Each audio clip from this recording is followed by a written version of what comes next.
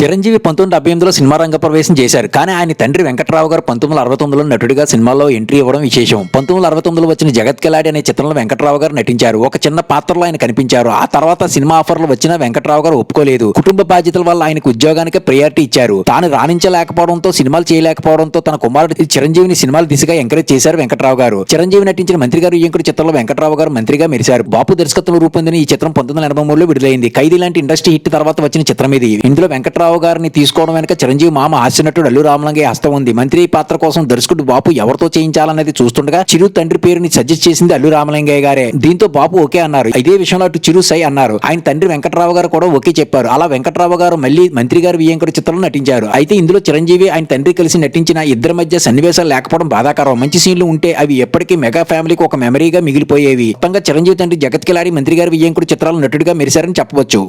Content నచ్చితే like కొట్టి subscribe చేయండి.